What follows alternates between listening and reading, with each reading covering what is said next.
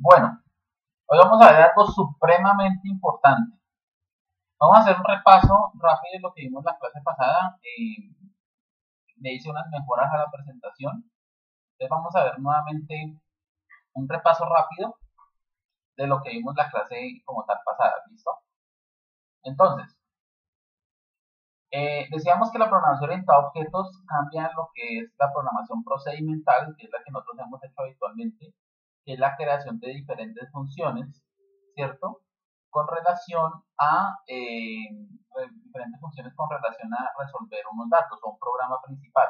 Eso es lo que nosotros siempre hemos hecho, digamos, con lo que ustedes también han hecho a partir de funciones, ¿cierto? Separar el código para el programa principal. Pero la programación ya orientada a objetos cambia ese paradigma, lo que hace que yo pueda crear diferentes objetos y se puedan comunicar entre ellos. ¿Sí? Esa es la finalidad de la programación orientada a objetos. Entonces, cambia la forma de ver. Eso yo sé que lo vimos hace 8 días, pero entonces es repaso, ¿no? Eh, entonces, metodología, bueno, ustedes ya sabemos las ventajas de la programación orientada a objetos, es el mantenimiento, la extensión, o sea, ampliación del código de un software y la reutilización de ciertos componentes, ¿cierto? Entonces partíamos de decir que era un objeto, entonces los objetos son todo lo que nosotros conocemos a nuestro alrededor, en nuestra vida diaria, entonces todo lo que ustedes ven son objetos, una mesa, una silla, un computador, un carro, una cuenta bancaria, un partido de fútbol también, un perro, un gato, ¿sí? Todo, digamos, lo que nosotros vemos alrededor es un objeto, son objetos. Pero entonces en la programación también llamamos a objetos también a las personas y a los animales. ¿De acuerdo? Incluso a cosas que no son tangibles, como por ejemplo aquí una cuenta bancaria, un partido de fútbol, una fiesta, eh, ¿qué les digo yo? Una fabricación de algo, ¿sí? Prácticamente eso también tiene que ver con objetos, ¿sí? Aunque no son tangibles, pero son cosas que reúnen de pronto, digamos así de alguna manera, información o datos y algunos procesos. Los objetos tienen que irse organizando, o sea que hay jerarquías mayores. Entonces, en este caso, pues por ejemplo, un perro y un ciervo pueden entrar dentro de la jerarquía de mamíferos. Eso es importante. Más adelante lo vamos a ver. Fijo y celular, pues son teléfonos, ¿cierto? Que están organizados en una categoría mayor. En deportes, pues puede ir fútbol, tenis y otros tipos de deportes. Y en vehículos, pues puede ir automóvil, camión, moto, no sé, un barco, ¿sí? Dependiendo. Eh, Entonces, en las clases se componen de 5 conceptos bases, que es aprender a conocer qué es una clase, qué es un objeto, qué es una instancia, qué es un atributo y qué es un método. Eso pues ya lo vimos en la clase pasada e hicimos un ejemplo a partir de una calculadora, ¿no? Entonces recuerden que la clase es ese molde en el cual nosotros fabricamos o creamos y definimos tanto sus atributos como sus métodos, o sea, sus variables y sus funciones. Entonces, esa clase es el molde de los objetos que nosotros vemos en nuestro mundo real. Entonces, por ejemplo, su celular o su computador o su televisor o su cama, cualquier cosa viene de un molde, ¿sí? Viene de un molde. Entonces, cada cosa que se fabrica en el mundo parte de un molde o parte de un concepto, así sea incluso dibujado.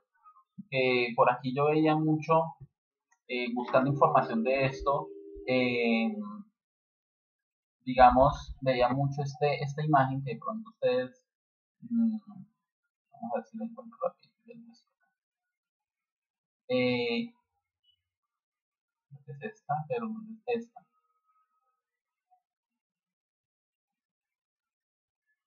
Bueno, aunque este es de otro concepto de programación orientada a objetos, pero es eso, ¿sí? Cuando se hace un carro, cuando se hace algo, pues primero se hace un boceto. En este caso, no sé si ustedes han visto Los Simpsons, ese capítulo donde Homero crea su propio automóvil, ¿sí? Y pues que es todo un fiasco porque pues tiene muchas cosas que son inútiles, ¿de acuerdo? Entonces, esto digamos que es una clase todo, como les digo, todos los objetos que se ven eh, que nosotros vemos tienen un molde, ¿sí? Tienen un molde, vienen en un molde. Los celulares vienen de un molde, vienen de un diseño previo. un computador, una pantalla, todo ha sido diseñado previamente. Los carros también, em, no sé, bueno, incluso yo creo que incluso como cosas como un partido de fútbol, pues a lo largo de la historia ha sido mejorado y ha partido de, digamos, de una base, ¿cierto? No podemos decirlo tanto como un molde, pero sí como de una base, de un concepto y de mejoramiento de muchas cosas, ¿no? Pero digamos que ese es el orden o el principio de todo. O sea, es la creación de clases, la identificación de clases, y pues de ahí es que salen los objetos que nosotros vemos en nuestro mundo real. Entonces, aquí la programación orientada a objetos hace exactamente lo mismo. Nosotros tenemos que partir creando nuestros propios clases para después tener objetos, ¿sí?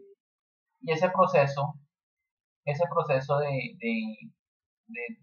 crear objetos a partir de un molde que es la clase, se llama instanciamiento o instanciar, ¿cierto? Entonces, cuando yo digo, no, es que hay que crear una instancia de la clase, lo que estoy diciendo es que hay que crear un objeto de esa clase.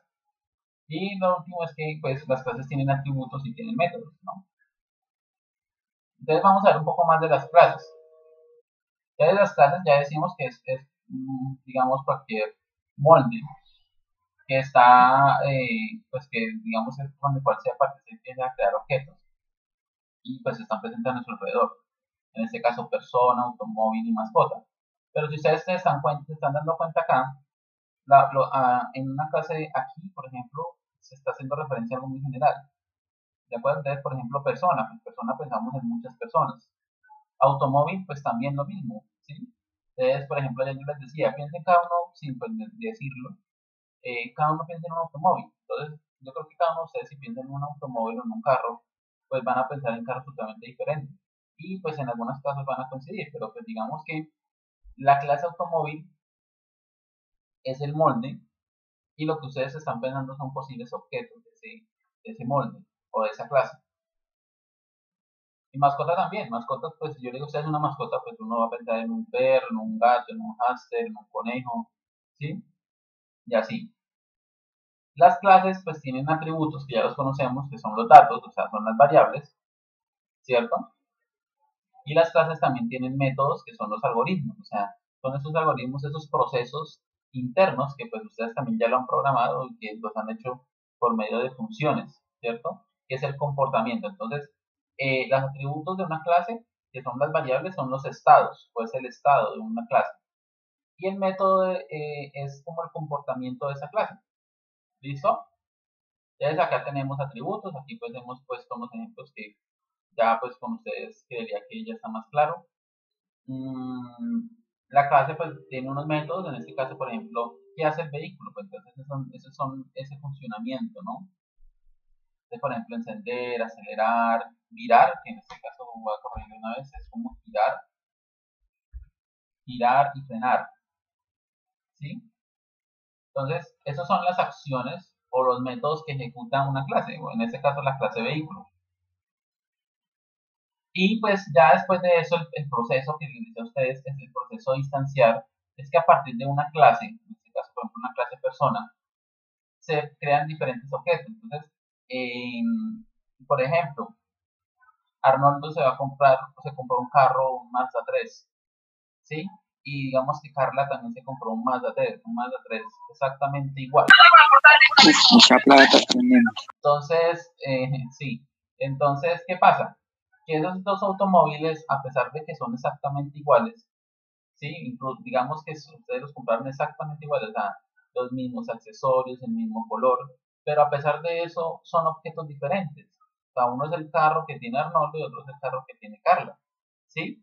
Pero pues los dos vienen de un molde o de una clase principal que es ese carro Mazda 3, ¿sí? Entonces, pero lo que ustedes tienen como tal, en el cual ustedes se montan a él, ese es un objeto. Entonces, ese proceso se le llama instanciar, o sea, crear un objeto a partir de una clase, de un molde. Entonces, aquí, por ejemplo, lo están representando con personas. Entonces dice que una persona, por ejemplo, tiene como atributos, sí, como atributos, el nombre, la edad y el sexo, y en sus métodos tiene comer, caminar y dormir. Entonces, si por ejemplo dice Javier entonces tiene 30 años y masculino, entonces está alimentando estos atributos de la clase. ¿Sí? Albert, por ejemplo, pues tiene 28 años masculino, también acá, y Dayana 31 años y femenino. Ya pues cada uno pues tiene, come, camina y duerme, ¿sí? Cada uno de ellos. Ahora, mmm, cada persona duerme, come y camina diferente, ¿cierto? A pesar de que vengan de un molde. Pues lo mismo pasa en un objeto. Cada objeto que se instancia en una clase, pues va a contener diferente información. En este caso, pues son tres personas totalmente distintas, pero venimos de un molde. Lo mismo pasa con el carro. Ustedes el carro, por ejemplo, Arnoldo y Carla tienen el mismo carro, parecido exactamente igual, el mismo color y todo, pero puede que el de Carla le saliera malo y le empezara a fallar, no sé, el motor, la correa del motor, alguna vaina así, y puede que el carro no salga muy bien en esa parte, pero empiece a fallarle, no sé, a desajustarse, ¿sí? O la pintura se le empezó a dañar rápido. Entonces, también, a pesar de que vengan todos de una misma clase, también van a ser carros totalmente diferentes, ¿sí? Por su forma de fabricar, los materiales, bueno, en fin, pero pues eso ya es otro tema. Pero digamos que son totalmente distintos, ¿listo? Entonces, ese es el proceso distanciado. Eh, es cuando se crean entonces objetos a partir de una clase. Entonces, acá hay otro ejemplo, en donde, por ejemplo, dice que tenemos una clase llamada cuenta corriente. Esto ya es un objeto, pero un ejemplo un poco más realista de lo que nosotros hacemos realmente en el momento de programar. Eh, y es que, por ejemplo, tenemos cuenta corriente y tiene tres atributos: número, nombre y saldo. ¿Sí? Son atributos de esta clase. Y los métodos, pues, es depositar, girar dinero y consultar saldo. Yo les decía a ustedes que los métodos generalmente lo que van a hacer es manipular los atributos, ¿de acuerdo? Cada uno de los métodos, la idea es que manipule cada uno de esos atributos. Esa es la finalidad de eso. Entonces, aquí, por ejemplo, ya se está haciendo una instancia de esa clase. Entonces, de la clase cuenta corriente se crean dos objetos. Uno que es el objeto A y otro es el objeto B. Entonces, el objeto A tiene el número de cuenta, que es distinto, el nombre o propietario de la cuenta también es diferente, y su saldo. A pesar de que conservan, los mismos métodos, o sea, para depositar, para girar y para consultar, pues es exactamente lo mismo que ese otro objeto, que tiene número de cuenta diferente, nombre diferente y saldo diferente. Entonces, aquí tenemos también los respectivos métodos, pero son exactamente iguales porque vienen de una clase. ¿Listo? Ojo a esto. Entonces, cuando yo estoy programando, nosotros lo que hacemos es construir las clases. O sea, nosotros como programadores, nuestra tarea es hacer que definir las clases, ¿cierto? ¿Que eso de dónde viene? Pues eso viene de un proceso previo, y es que todo parte de la definición de requerimientos.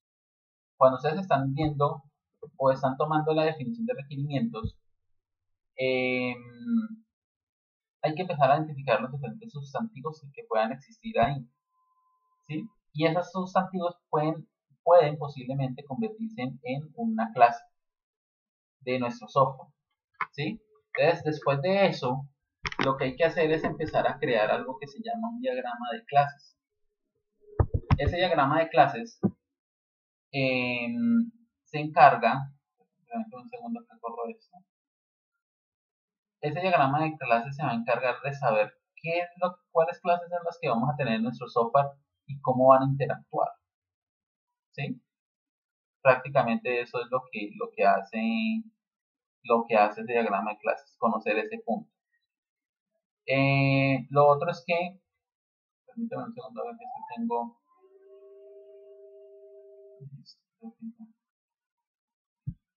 Listo, entonces les estaba comentando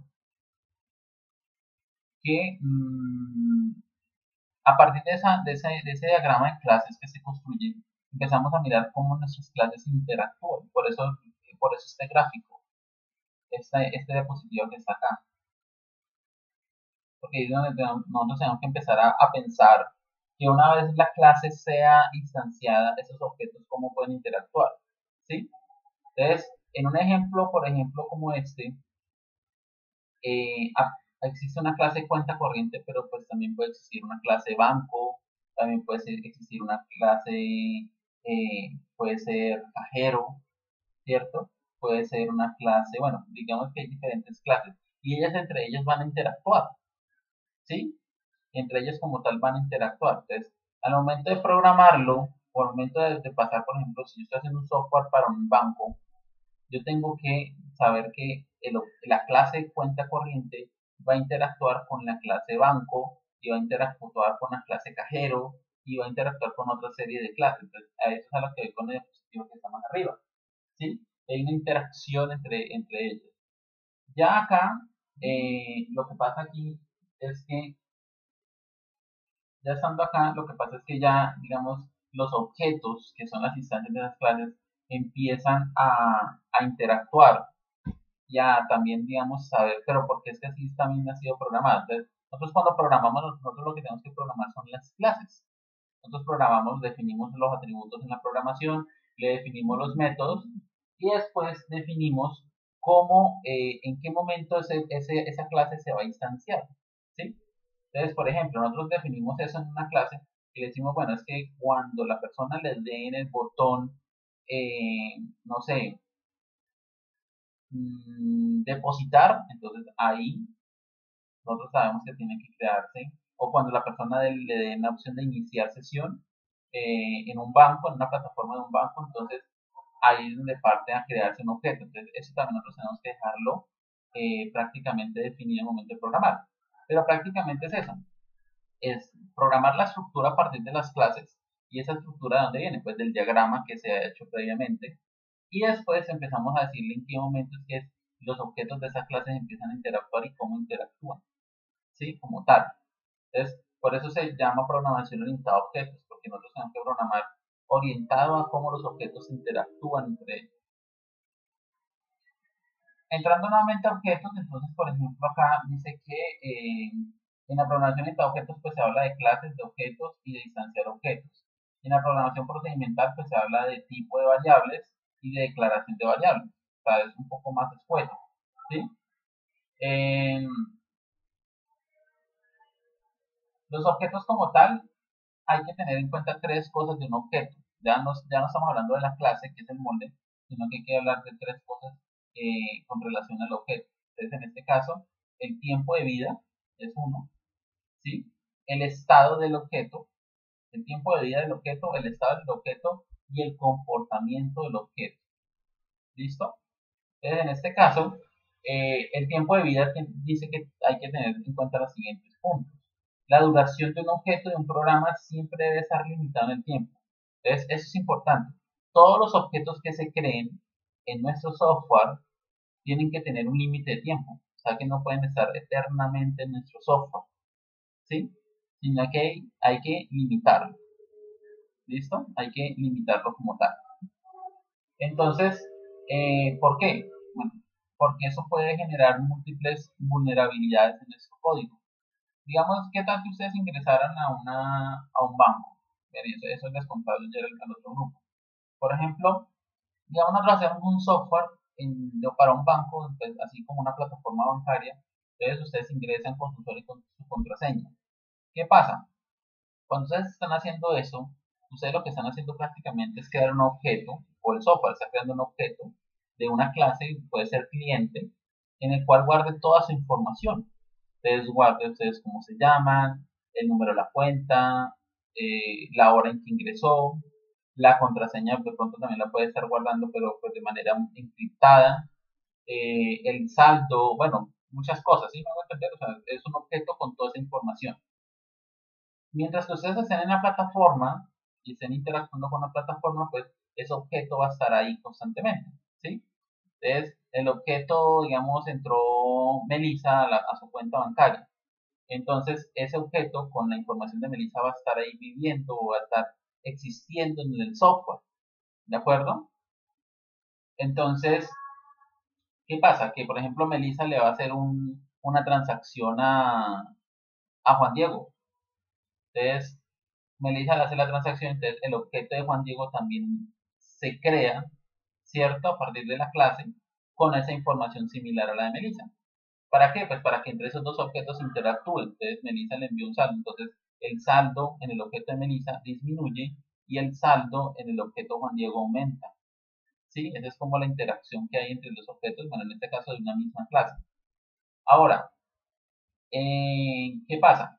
Que digamos, Melissa cerró sesión y bueno, pues ya se envió la transacción y se hizo la transacción. ¿Y qué pasa si, digamos, nosotros no le dejamos claro al software que cuando se cierre sesión el objeto se destruya o deje de existir? Pues que eso va a quedar ahí, en memoria. Es donde se almacena en la memoria de nuestro computador, ¿sí? Porque es donde se almacena esa información temporal. Todo lo que ustedes hagan se almacena temporalmente en una memoria, ¿sí? Y en algunos casos, pues en un archivo, pero pues principalmente, básicamente, todo lo que ustedes navegan está almacenado en una memoria. Pues, ¿qué puede pasar? Pues que ahí se que está generando una vulnerabilidad porque puede que Melissa tenga un malware que se encargue de robar la información, ¿cierto? O un virus, como quieren llamarlo. Entonces, ¿qué hace ese virus? Pues prácticamente lo que hacen ellos es acceder a la memoria y roban lo que en ese momento tiene la memoria con información cargada, ¿sí? Eso es lo que hacen muchas veces en muchos códigos o páginas cuando ustedes abren que ejecuta algo o algo por el estilo. Ellos están ahí, digamos, ocultos dentro de nuestro computador, ¿cierto? Y cuando ustedes ejecutan algo, pues es lo que hace es coger todo lo que está en memoria y lo envía por internet, ¿sí? Como la forma moderna de los virus. Que incluso hace poco yo reflexionaba como sobre eso, ¿no? Hace, no sé, 20 años que yo estudié, o bueno, un poquito menos, por ahí unos 18 años, los virus de esa época eran muy distintos a los de hoy. Los virus en esa época eran que el computador se apagara, que le aparecieran mensajes en la pantalla y le bloqueara todo, cosas como por el estilo, ¿sí? O sea, era más tipo, no sé, como molestando a la persona, infectaba archivos, se le borraban, no sé, los archivos, se le convertían y no podía recuperarlos.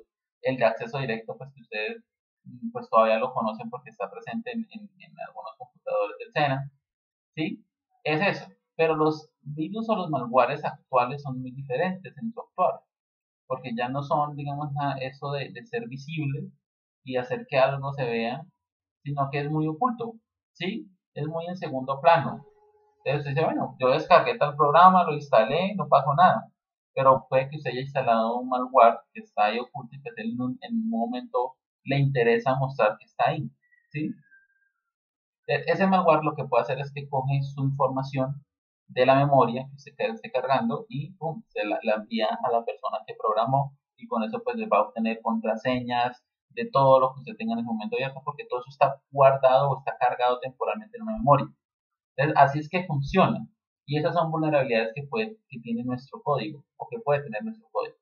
Entonces, eh, ese objeto que tiene esa información hay que destruirlo. Por eso dice que hay que limitar su tiempo. Y por eso es que cuando hay un banco, ustedes van a cerrar una pestaña en un banco y ellos dicen, ¿está seguro que quiere salir? Porque ellos cuando usted le da que sí, esa información se destruye. O usted, no sé, pues nunca he visto un caso, pero creo que usted cuando entra a un banco y cierra la pestaña, usted no puede volver a ingresar y que esté otra vez la sesión abierta, ¿cierto? Lo que usted tiene que volver a ingresar. E incluso si usted tiene un tiempo de inactividad, lo que hace es que se le cierra automáticamente la sesión y usted tiene que volver a ingresar. Eso es para evitar toda esa información, para que en la memoria, y lo segundo es eso, ¿no? Que si yo no borro eso, pues mi memoria se va a llenar y va a hacer que un software se vuelva muy pesado, consuma muchos recursos, ¿sí? Especialmente de memoria, entonces también hay fallas en esa parte. Entonces, una de las cosas que hay que tener en cuenta en los objetos es eso, que tenga un tiempo de vida. Dice que la mayoría de los objetos solamente existen durante una parte de la ejecución del programa. Eso es de lo que estábamos hablando ahorita. Entonces, solamente tiene que existir durante una parte del programa. Los objetos son creados mediante un mecanismo denominado instanciación, que ya lo sabemos que es instanciar, y los objetos dejan de existir cuando son destruidos. O sea que hay que decir en qué momento se crean y en qué momento se destruyen. En un, no sé, en un proceso, como ustedes quieren llamarlo. ¿Sí? Lo otro es que un objeto tiene que tener estados. Entonces, bueno, eso ya es más natural, digamos, de un objeto. Dice que un estado es que queda definido por sus atributos. O sea, los estados de un objeto se definen por los atributos, ¿sí? Por la información que contenga en ese momento su atributo. Entonces dice que con él se definen las propiedades del objeto. ¿Sí? Y el estado en que se encuentra en un momento determinado de su existencia. Entonces, un ejemplo con esta imagen es que, por ejemplo, eso es un taxi, es un software para un taxi. ¿sí? Digamos que ese taxi lo va a manejar Carla. Carla está manejando taxi. Entonces, el objeto taxi, ¿cierto?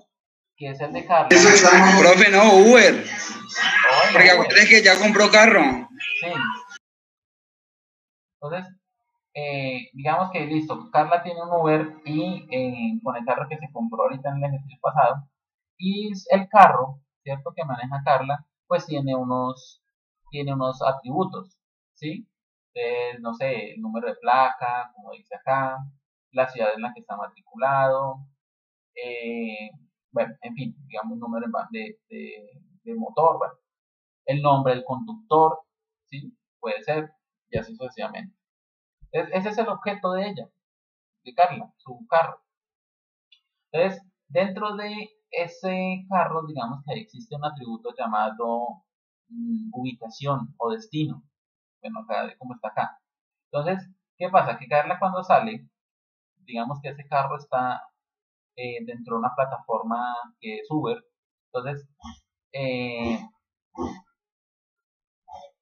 ustedes, por ejemplo, digamos, a Carla le sale una carrera, ¿cierto? Hacia el sur, hacia el sur. Entonces, ¿qué pasa? Que en el atributo de ese objeto de Carla, donde dice ubicación o destino, perdón, dice sur, se llena con la información sur, ¿sí? Porque Carla se está dirigiendo allá. Entonces, Carla llega hacia allá, recoge a los pasajeros y los pasajeros le dicen, por favor, llévenme hacia el centro. Entonces, el atributo de destino de ese objeto ya no es sur, sino que se llena con centro, ¿sí? Con información, con la palabra centro. Y listo, entonces Carla va y deja a las personas en el centro y Carla parte hacia el norte. Entonces ya el destino ya no es centro, sino que es norte. Entonces ahí estamos hablando de los estados de un objeto, ¿sí? Ahí, y por eso dice que la define sus atributos. Entonces el atributo destino está cambiando. Ahora, puede también tener el objeto taxi puede tener un atributo que diga estado, bueno, estado, digámoslo así, o ¿cómo se le dice a eso? Disponibilidad del carro, si está ocupado o está disponible. Entonces, eso también es un estado del objeto, ¿sí? Entonces, cuando fue a recoger a las personas, pues si ya estaba ocupada, ¿sí? O reservado. Cuando llega y recoge a las personas y las lleva hacia el centro, pues está ocupado y cuando el centro se dirige hacia el norte, sin ningún pasajero, pues está desocupado o está libre. Entonces, ahí está el objeto, está cambiando como tal de diferentes estados, ¿sí? Entonces dice que con él se definen las propiedades del objeto y el estado en que se encuentra en un momento determinado de su existencia. O sea que a lo largo del ciclo de vida de un objeto, pues también va a tener diferentes estados, ese objeto, ¿sí? Y es con lo que les estaba diciendo a ustedes en este momento, el ejemplo. Y por último, el comportamiento del objeto. Entonces dice que queda definido por los métodos. Entonces aquí hay que tener claro, ¿no? Y el estado se define por sus atributos y el comportamiento se define pues por sus métodos. Entonces dice que es como un objeto actúa y reacciona en términos de sus cambios de estado, o sea, en términos a la diapositiva anterior, y de los mensajes que intercambia. Entonces, cuando Carla usó el Uber, ¿cierto? Se montaron sus pasajeros, ¿sí? Entonces, ¿qué pasa? Que digamos, Carla, los pasajeros van a pagar. Entonces, ahí hay una interacción entre los objetos, no sé, banco, tarjeta de crédito, cliente, y nuestro carro, pues va a cambiar o va a tener un comportamiento según cómo interactúe nuestro objeto con los otros objetos, ¿sí? Entonces, eso es lo que dice acá, actúa y reacciona. ¿De acuerdo? Actúa y reacciona dependiendo de eso, dependiendo de cómo los otros objetos, digamos, interactúen con nuestro taxi. En este caso, pues, como les digo, pues un objeto puede ser las personas, pueden ser una cuenta bancaria, puede ser muchas cosas. Entonces, nuestro objeto carro también va a reaccionar o va a cambiar según esa interacción. ¿De acuerdo? Eh, Esos digamos que son los tres principios o tres cosas importantes que debe tener un objeto. El tiempo de vida, que debe tener un inicio y un fin, un estado, o sea que a lo largo de ese ciclo de vida de un objeto pues, puede cambiar sus atributos de estados, y un comportamiento lo mismo, Dependiendo de cómo interactúe con los otros objetos, pues el comportamiento va a reaccionar o va a tener cambios también como tal. ¿Listo? ¿Queda clara esa parte? Sí, señor. Sí, señor. Dice que el comportamiento de un objeto representa su actividad externamente visible y testeable. Son las operaciones que una clase realiza, o sea, sus métodos, llamado también mensajes, las que dan cuenta de cómo se comporta una clase. Por operación se denota el servicio de una clase ofrece a sus clientes. Un objeto puede realizar 5 tipos de operaciones sobre otro. O sea, ¿cómo puede interactuar un objeto con otro objeto? Con el propósito de provocar una reacción. Entonces, por ejemplo, un objeto sobre otro objeto puede modificar, altera el estado de un objeto. Entonces, el objeto persona, cuando pide un Uber, ¿cierto? Pues está alterando, perdón, el estado de un objeto, que en este caso es el taxi perdón, el Uber de Carla, ¿cierto? Selector, accede al estado de un objeto sin alterarlo. Entonces, eh, digamos que en este caso un objeto puede mirar qué información tiene otro objeto sin llegar a alterarlo, solamente consultándolo. Y esto puede ser pues para, no sé, el algoritmo de Uber. Si la persona solicita el carro, pues el algoritmo puede revisar cuáles de todos los objetos o de todos los carros que están en la plataforma, que estén cerca, están con un estado disponible. Entonces, ahí no está modificando nada, sino que lo que está haciendo es consultando solamente. ¿Listo? Iterador dice que permite a todas las partes de un objeto ser accedidas en un orden. Bueno, eso es digamos ya más iteración de los objetos y consulta de información, acceder como tal.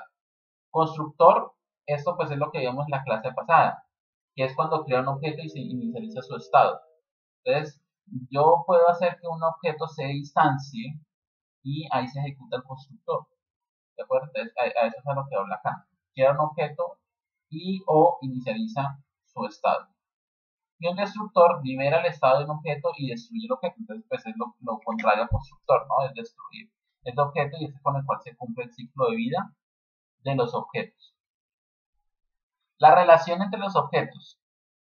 Las relaciones entre objetos abarcan las operaciones, resultados y suposiciones que unos hacen sobre los otros. Son conexiones físicas o conceptuales entre objetos. Denota la asociación específica por la que un objeto cliente usa o solicita el servicio de otro objeto servidor. ¿Sí? Entonces, como ese principio cliente-servidor, donde uno envía una petición y el otro responde. ¿Sí? O es el principio básico de la comunicación del ser humano. ¿De acuerdo? Cuando usted habla con una persona, usted habla y la otra persona escucha y responde. ¿Sí? Y cuando esa persona responde, usted escucha y también responde. Entonces también es el mismo ciclo. El paso de mensajes entre objetos los sincroniza. O sea, que hay una sincronización entre eso. ¿De acuerdo? Que es lo mismo que nosotros hacemos básicamente con otras personas al hablar, ¿no? Entonces, depende como una persona, lo que usted le pregunte a alguien, la persona le responde, pues usted también va a volver a hablar con esa persona, le va a responder. ¿Sí? Y ahí los mensajes van sincronizados, y no todo el mundo hablaría a la vez. ¿Queda clara esa parte, muchachos? Sí, señor. Listo. Yo sé que esta parte es muy teórica, pero realmente es muy necesaria. Igual no es muy extensa, realmente esto es muy extenso. ¿De acuerdo? Esto de verlo es de abarcar mucha información, mucha lectura, pero acá estoy tratando como de resumir un poco pues para ya llegar a una parte más práctica, pues donde vamos a tener en cuenta todos estos principios que hemos visto. ¿Listo? Hoy vamos a ver, esto era como un repaso de lo que hemos visto en la clase anterior. Como les dije, pues la presentación la mejoré un poquito, entonces ahí estoy como actualizándolo. Pero realmente hoy vamos a ver estos principios de la programación orientada a objetos, que ya es como un nivel un poco más avanzado de lo que, digamos, simplemente ustedes han conocido como que es la programación orientada a objetos y es solamente la clase y el objeto, sino que hay una estructura mayor, digámoslo de alguna manera, o un poco más avanzada con relación a esa parte. Entonces, eso es lo que vamos a ver ahora, son 4 principios, que son herencia, encapsulamiento, polimorfismo y abstracción, ¿sí? Dentro de la programación como tal. Entonces, dice acá propiedades, los principios de la programación de objetos son propiedades que los lleva a hacer un estilo de desarrollo que permite crear un código reutilizable. O sea que aplicando esos 4 principios, hacemos que se cumplan principios de la programación orientada a objetos y hace que nuestro código sea más fácil de usar, de mantener y de todo lo que hemos visto en una diapositiva anterior. ¿De acuerdo? Entonces, nos queda 1:30. Prefiero detener un momento acá la de esta, volvemos a empezar para empezar con lo que es la herencia de las clases. Y aquí vamos a ver un poquito de código. ¿Listo? Entonces voy a tener la grabación y vamos a reanudar ahora. Entonces les estaba diciendo que la programación orientada a objetos tiene 4 principios. Esto podemos ya hablar que son algo un poco más avanzado, ¿cierto? Es un poco más avanzado de lo que, pues como les decía, no es simplemente solamente saber qué es la clase, qué es un objeto, qué instanciar y aplicarlo, sino que acá hay ya algo mucho más avanzado, ¿listo? Entonces vamos a empezar hablando de lo que es la herencia. Él dice que la herencia es una organización jerárquica que se hace. Entonces dice, la herencia permite reutilizar el código creando nuevas clases a partir de las clases ya existentes, construidas y depuradas. Entonces, acá me dice que yo puedo empezar a crear más clases a partir de otras clases. A eso se le llama herencia. Compromete una relación de jerarquía, o sea que hay una jerarquía. Cuando hablamos de jerarquía es porque hay algo mayor y hay algo menor, ¿sí? Eso es algo jerárquico, como en nuestras familias. Todas las familias son jerárquicas, porque hay alguien que es mayor que nosotros y nosotros somos mayores a otras personas. Entonces, ustedes tienen a sus papás, ¿cierto? Y ustedes son los hijos y de pronto algunos de ustedes pues ya tienen otros hijos. Entonces, hay una jerarquía ahí. Entonces, la herencia en programación de objetos es algo muy similar. Compromete también una relación jerárquica, pero esa relación jerárquica me permite a mí crear nuevas clases y por eso puedo utilizar el código. ¿Listo? O sea, puedo crear nuevas clases a partir de clases ya existentes, construidas y depuradas. O sea, de construidas y depuradas porque son clases que ya digámoslo así, ya están bien hechas, están ya listas para ser utilizadas. Una nueva clase se generará agregando atributos al código de una clase existente. Quiere decir que cuando existe la herencia, ¿cierto? Cuando existe la herencia, las clases que se crean nuevas adoptan esos mismos atributos y esos mismos métodos de las clases padres, digámoslo de alguna manera. ¿Sí? Entonces dice que una clase derivada, o sea, una clase hija, puede heredar de otra clase base. O sea, la clase base es la clase padre. Puede agregar pues sus atributos y puede heredar sus métodos. Entonces, acá hay un ejemplo muy sencillito. Yo tengo una clase persona. Y en la clase persona yo coloqué 3 atributos. Nombre, dirección y root. ¿Sí? Y dentro de esa clase persona yo creé diferentes métodos. Entonces, digamos un método saludar, un método... ¿qué les digo yo? Bueno, digamos diferentes métodos como tal. En este caso, digamos una clase que se llama saludar. ¿Sí? Entonces, yo puedo crear una clase que herede sus atributos y sus métodos de la clase padre, o sea, de la clase persona. Entonces, ¿qué pasa? Que si yo aquí programé que la clase persona en su método saludar enviara un mensaje que diga hola mundo, pues ese método se va a heredar acá y así, entonces ya sin necesidad de volverlo a escribir, la clase empleado también tiene ese método saludar y va a decir exactamente lo mismo. En este caso, hola mundo. Cliente también va a tener lo mismo, ¿sí? O sea, va a heredar lo mismo que tiene la clase persona y pues también dentro de eso va a heredar un método llamado saludar que va a decir hola mundo. Y alumno pues también va a heredar de esa clase persona y va a tener un método llamado saludar que va a decir hola mundo. O sea, quiere decir que hay una jerarquía, ¿sí? Y a partir de esta clase yo puedo hacer que esta clase también se vuelva una clase padre de otras clases, ¿sí? Entonces, así como yo les estoy diciendo ahorita, ustedes tienen a sus padres, pero ustedes algunos ya son padres también de sus hijos, ¿cierto? Entonces, ¿qué pasa? Que se está creando una jerarquía. Así como ustedes son hijos de unos padres, ustedes también son padres de unos hijos. ¿De acuerdo? Entonces, y sus hijos más adelante en un futuro pues van a ser padres de otros hijos, así sucesivamente. ¿Sí? Entonces, esa jerarquía, por eso dice que la herencia es jerárquica, porque se crea bajo ese concepto. Y cada vez que yo digo que una clase hereda de otra, pues estoy diciendo que está adoptando, ¿cierto? Está adoptando tanto sus atributos como sus métodos. Por ejemplo, ustedes ser hijos de sus padres, ustedes adoptan su apellido, ¿cierto? En muchos casos adoptan su religión, en muchos casos adoptan sus costumbres, ¿cierto? Y bueno, de pronto, digamos cosas así similares. Eso es lo que están haciendo ustedes, es una herencia, ¿sí? Y pues si ustedes lo llevan a un mundo, digamos un mundo más general, pues la herencia es eso, cuando dicen es que se heredó de nuestros ancestros, es porque nosotros estamos llevando esas mismas costumbres, ¿cierto? Que nuestros ancestros también tenían, ¿sí? Entonces, esas son las herencias, es transmitir, digámoslo así, eh, en este caso, pues atributos y métodos. ¿Sí queda clara esa parte? Un poquito. ¿Los demás?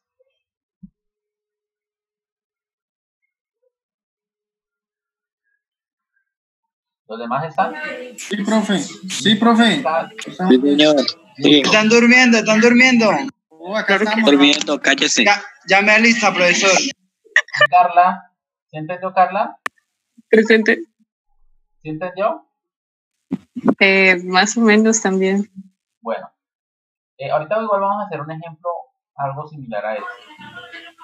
En este caso, acá ahí abajo, en la parte de abajo, ¿cierto? Aquí en la parte de abajo también hay unos datos. Entonces, por ejemplo, acá dice que empleado tiene sueldo, el cliente tiene cuenta y alumno tiene carrera. Eso que ustedes están viendo acá son atributos, pero también digamos que pueden representar métodos.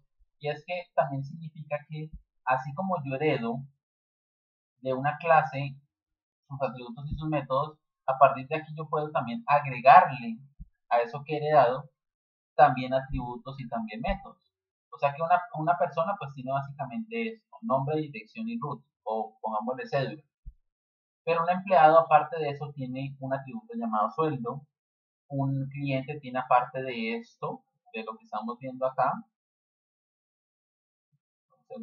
aparte de esto que tiene acá la persona, un cliente tiene su número de cuenta y un alumno aparte de esto tiene su carrera, o sea que está estudiando. ¿Sí ven? Entonces, lo que dice acá es que yo puedo aumentarle, seguirle aumentando, digámoslo así, más información. Y obviamente, si yo tengo una clase que hereda de este empleado, pues él va a heredar tanto de su, digamos, de esta clase, como de la que le sigue y pues lo que él tendría y si él le quiere añadir. ¿Sí? Entonces vamos a hacer un ejercicio porque pues la herencia, igual lo que les decía yo al otro grupo, yo los invito a que busquen información sobre eso, hay bastante, toda más que todo hablando con relación a Java, pero se aplica exactamente igual en todo lo lenguaje, ¿sí? Entonces ustedes pueden buscar herencias de programación orientada a objetos, pueden buscar todo esto, digamos que estamos viendo, pueden buscarle, hay bastante información, hay bastante lectura, de pronto un poquito más técnica, pero pues no importa, la idea es que ustedes puedan afianzar conocimientos basados también en esas lecturas que encuentren en internet, ¿listo? Entonces vamos a hacer un pequeño ejercicio sobre este. Yo por acá tenía un ejemplo, voy a escribirlo nuevamente con ustedes, voy a eliminarlo y voy a crear un archivo. En este caso pues estamos saliéndonos un poco del comportamiento normal de PHP, pero vamos a hablar de esa parte que es también supremamente importante, ¿no? Es muy muy importante. Entonces voy a poner acá un archivo llamado herencia y vamos a aplicar ese tema de la herencia en PHP. En Java, pues es algo muy similar, pero pues sí hay que cambiar cositas de pronto ya de sintaxis. ¿Sí? Perdón, acá.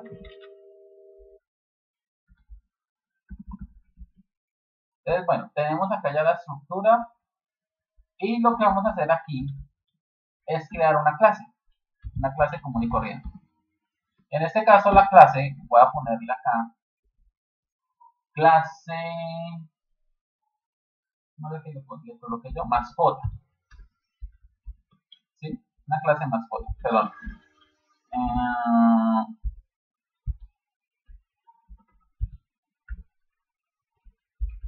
Mascota. Así solito. Y vamos a decirle que esa clase tenga unos atributos. Entonces vamos a decirle que una mascota tiene, por ejemplo, tiene un nombre, y una mascota tiene, bueno, en este momento solamente me interesa el nombre, pero vamos a ponerle otra cosa, vamos a ponerle un tipo. Y tiene métodos, ¿no? Así como hacíamos lo de la calculadora. Entonces, una clase tiene métodos. Entonces, por ejemplo, un método llamado saludar. ¿Sí? Y en el saludar yo voy a crear un mensaje que diga mi mascota, y voy a hacer referencia al nombre de mi mascota. Recuerden que la palabra aquí representa aquí, significaría como aquí. Entonces, cuando estoy diciendo this nombre, estoy tratando de llamar a un atributo de esta clase que se llama nombre, this nombre, para no confundirla con elementos externos. ¿Listo? Entonces, mi mascota, this nombre, es ahí lo que le colocaría, al llegar a la casa, corre a saludar. ¿Okay? Entonces crea un mensaje, un pequeño mensaje, que está en el método saludar. ¿Listo? Entonces, esta es mi clase base. No sé qué me está diciendo. Bueno, creo que no. Entonces, nada del otro. Voy a cerrar y voy a abrir a ver si se le quita. Ya. Como un problema ahí del plugin. Entonces, ya tengo mi clase se llama saludar, ¿cierto? Entonces, vamos a aplicar esa herencia. Si yo le digo que de mi clase mascota, yo tengo una clase llamada perro. Entonces, mi clase perro, ¿cuándo se aplica la herencia? Pues cuando esta clase perro, tiene exactamente esto y esto igual. O sea, coincide. Ay, mira, es que un perro también tiene nombre y un perro también tiene tipo, ¿cierto? Y pues un perro también saluda. ¿Sí me va a entender? Entonces, ¿qué hago? Pues para yo no volver a poner todo esto nuevamente, ¿sí? Lo que hago es heredarlo. Entonces, ¿cómo lo heredo? Uso la palabra extend y llamo o hago referencia a esa clase a la cual voy a heredar, a la cual le voy a heredar todos sus atributos y todos sus métodos. Así como estamos viendo acá. Entonces yo le digo que la clase perro se extiende, o sea, que toma o hereda todo lo que tiene la clase mascota. ¿Sí? Entonces, si ustedes ven, mi clase está vacía, pero en teoría al poner esto, al extenderla, se carga con todo lo que tiene esta clase. ¿Sí? Entonces vamos a hacer un ejemplo. Vamos a decirle acá. Automáticamente coge la clase de arriba. Sí, exacto. Hereda todo su comportamiento. Sí, eso por eso se llama herencia. Entonces voy a poner acá el nombre de mi mascota. Voy a crear un objeto que se llama Horus. Y voy a decir que esa variable sea un objeto de la clase perro. O sea, este que estamos viendo acá. ¿Sí? ¿Por qué le sale ese error ahí en mascota? Es el plugin.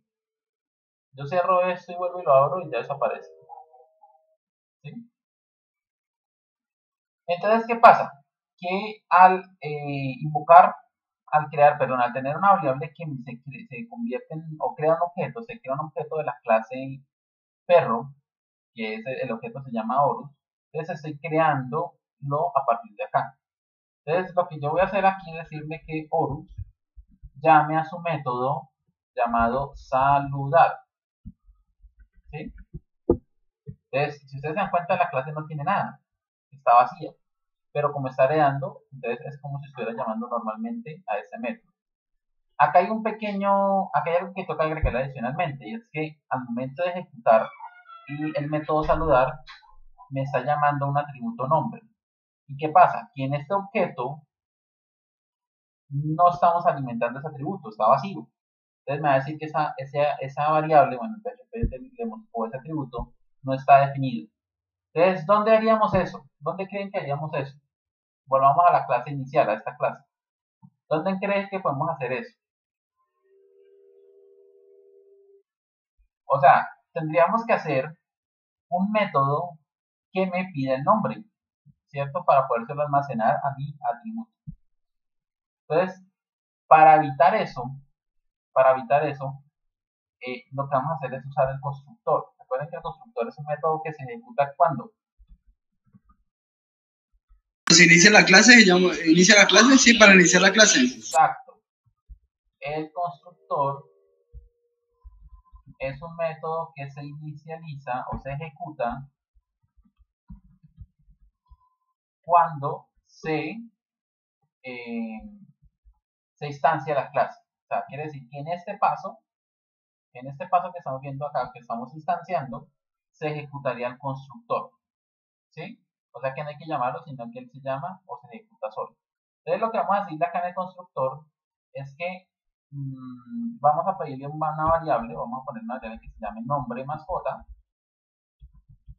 Y aquí en ese método constructor, recuerden que el método constructor es un método exactamente igual que los demás. O sea, igual que este, es exactamente igual.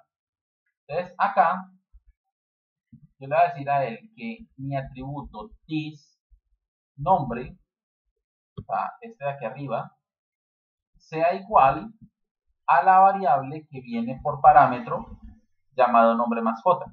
Eso incluso nosotros lo hicimos algo muy similar en las funciones, cuando estamos en la calculadora de los números. Entonces lo que les estoy diciendo acá es que cuando se ejecute o se instancie esta clase, cuando se crea una instancia de esta clase, o sea, un objeto, se va a ejecutar el constructor. Y el constructor me va a pedir un valor, que es el nombre de la mascota. Y aquí él le dice que el atributo guarde o sea igual a la variable del nombre de la mascota. ¿Sí ven? Entonces, ya con este constructor automáticamente ya lo que hago es alimentar mi objeto, ¿cierto? Con ese nombre. Pero entonces no le hemos pasado nada. Entonces aquí yo le voy a pasar el nombre de mi mascota, que es esta variable, que es acá. ¿Sí? Entonces, al alimentar o pasar de aquí como parámetro, en el momento de instanciar, lo que estoy haciendo es que esta palabra se guarde en esta variable. Y la siguiente línea, pues lo que está haciendo es que en el atributo nombre, pues se guarde lo que tiene la variable, o sea, se va a guardar esto. ¿Sí? Entonces, ahora sí, cuando yo ejecuto el método saludar, pues ya tengo, dentro de ese objeto, ya tengo la palabra, o ya tengo a qué equivale ese atributo dentro de este objeto, o sea, dentro de este objeto. Si yo creo más objetos, pues va a cambiar a lo que equivale este atributo, ¿no? Es lo mismo que les decía a ustedes con los carros. Cada uno tiene un carro, aunque puede ser exactamente igual, pero cada uno tiene un carro diferente, incluso el número de placa ya es distinto. Entonces, así pasa lo mismo acá. Este objeto, si yo creo un objeto de la clase perro exactamente igual, aunque vengan de la misma clase, pues va a ser diferente, porque de pronto se va a alimentar con información distinta. ¿Sí? Entonces vamos a ejecutar acá, vamos a ejecutar esto. Yo ya tengo el SAN abierto, y aquí está el SAN. Entonces voy a pasar esto pasarlo por el servidor. Y ahí está, miren, ¿sí? Mi mascota Horus, déjenme redactado esto. Al llegar a la casa, mi mascota Horus al llegar a casa,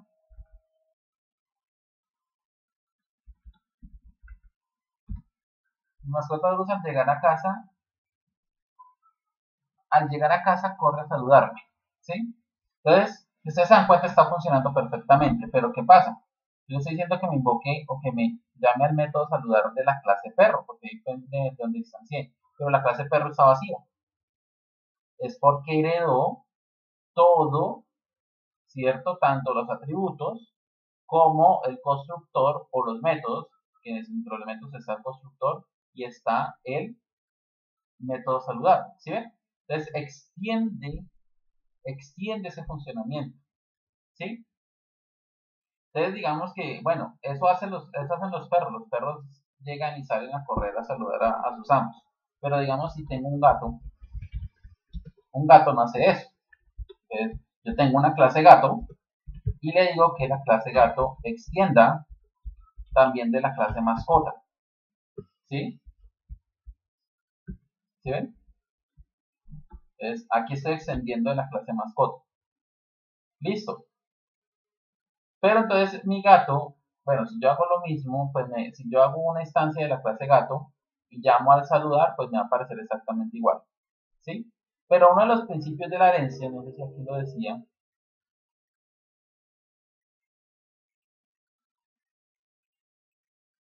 no, creo que me faltó acá.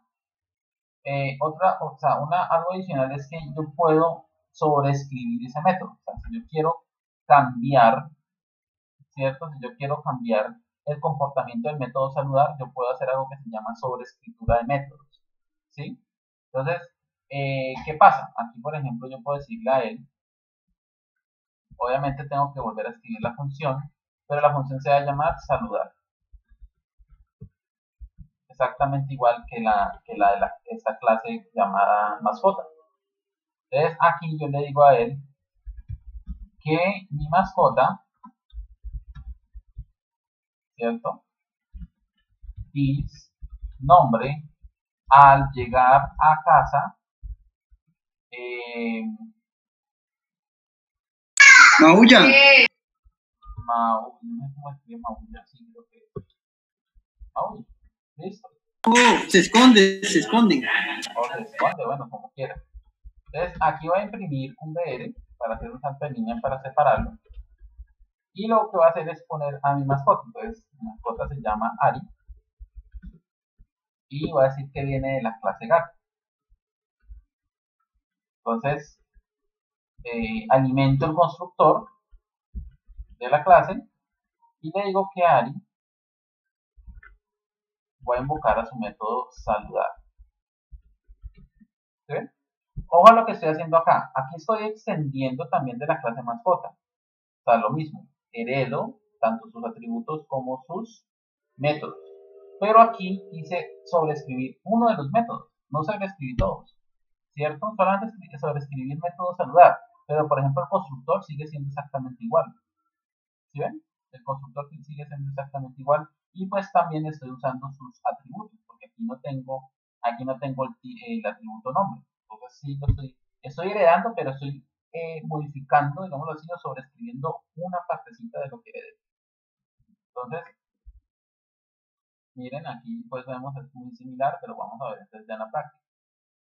Entonces, miren, mi mascota Ari al llegar a casa Mauro. ¿Sí? Entonces cambia el comportamiento porque lo sobreescribí. Si no lo sobreescribo, o sea, digamos, voy a comentar esto, voy a comentarlo como si no existiera. Entonces, ¿qué pasa? Pues que la clase gato pues va a tener lo mismo que la clase perro, porque las dos heredan exactamente igual de la clase mascota. ¿Sí ven? Entonces, yo puedo hacer sobreescritura o pues yo puedo también, como decía en la diapositiva, puedo agregarle también atributos. ¿Sí? Entonces, por ejemplo, yo digo acá que un gato tiene, por ejemplo, un atributo que se llama, que de pronto el perro no lo tiene.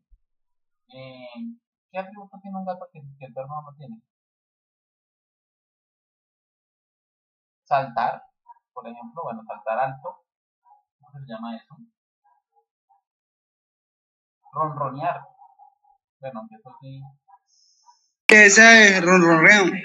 ronronear, Vocalice. ¿cierto? Ronronear. Entonces, digamos, el gato tiene, le estoy agregando una característica nueva que el perro no tiene, ¿sí? Entonces el gato ronronea, o ronronear. El perro maulla. Sí, claro. Entonces, en este caso, lo que estoy haciendo es que, ojo a esto, yo les deseo a ustedes que esta clase, al ser hija de la clase persona, está heredando. Pero esta clase también puede tener en un futuro, puede ser padre de otras clases. Entonces, aquí lo mismo. El gato es hija de la clase mascota, ¿sí? Jerárquicamente. Pero yo puedo aquí más adelante decir, por ejemplo, Angora extend gato, ¿sí? Entonces, ¿qué estoy haciendo ahí? Pero estoy diciendo que la clase Angora se extienda de la clase gato, o sea, que está tomando todo el comportamiento que tiene la clase gato, más la que obviamente viene encima de él, que es mascota, o sea, que Angora tiene tanto de mascota como de gato, ¿sí? Por la línea jerárquica que se está creando acá y acá. Entonces, ¿qué pasa? Angora pues tiene lo mismo. Entonces, voy acá a bajar y voy a crear un objeto de esa clase Angora. Entonces voy a poner, no sé, Garfield, creo que es así, es igual a new Angora. Voy a ponerle acá nuevamente Garfield. Eso pues porque toca alimentar el nombre de ese objeto, ¿no? No es que tenga que llamarse exactamente igual, ¿no? Sino que es digamos, conseguido que le estoy poniendo el mismo nombre. Listo. Y le digo acá que en Garfield me imprima el método saludar. Y ahorita ya vemos lo otro. ¿Listo? Solamente en este momento eso. Me imprima el saludar. Entonces, Angora no tiene nada, pero extiende la clase gato. O sea que sobrescribe el método, o sea, tiene este método sobrescrito, pero a su vez gato también extiende de mascota, o sea que está heredando también sus atributos y su constructor. Por eso es que puedo acá ejecutar el constructor, ¿sí? A pesar de que no lo tiene acá, ni tampoco lo tiene gato. Entonces actualizo, y ahí está, mi mascota Garfield, al llegar a casa maulla. O sea, exactamente lo mismo que dice la clase gato, ¿sí? Lo mismo que dice la clase gato. Ahora, en la clase gato, bueno, acá también lo puedo poner, en la clase gato tengo un atributo llamado ronronear. El problema es que ese atributo, perdón, no lo estoy alimentando en este momento, ¿sí? No lo estoy alimentando. Entonces, lo que podemos hacer acá es, bueno, podemos decirle aquí puedo yo llenarlo si quiero, public ronear, creo que es igual, vamos a poner acá miau, bueno, o sea, así. Y aquí en la clase Angora, yo puedo decirle que me imprima, perdón, el objeto Garfield, puedo decirle que me imprima lo que vale el atributo ronron,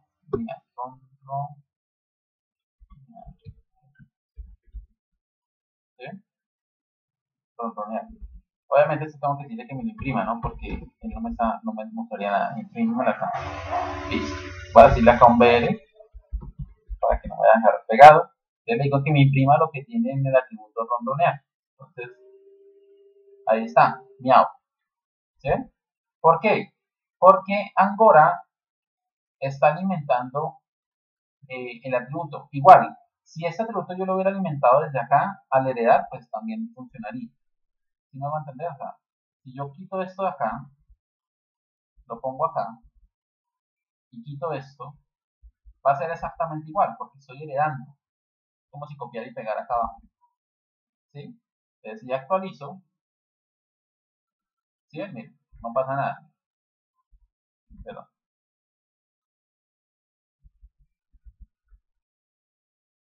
¿Sí? Entonces, está heredando. A pesar que le estoy diciendo que me imprima de la clase Angora el atributo ronronear. Y Angora no tiene nada. Mira, Angora está vacía.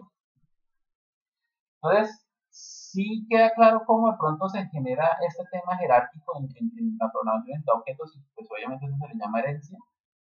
Sí, señor. Sí, señor. Despertó Carla. Charat. Desde hace rato. Me alegra que comprendan esta parte, es importante.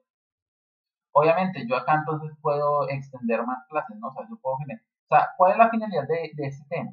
La finalidad de la herencia es crear como toda una estructura, como si fuera una telaraña, ¿cierto? O un árbol jerárquico de todas las clases.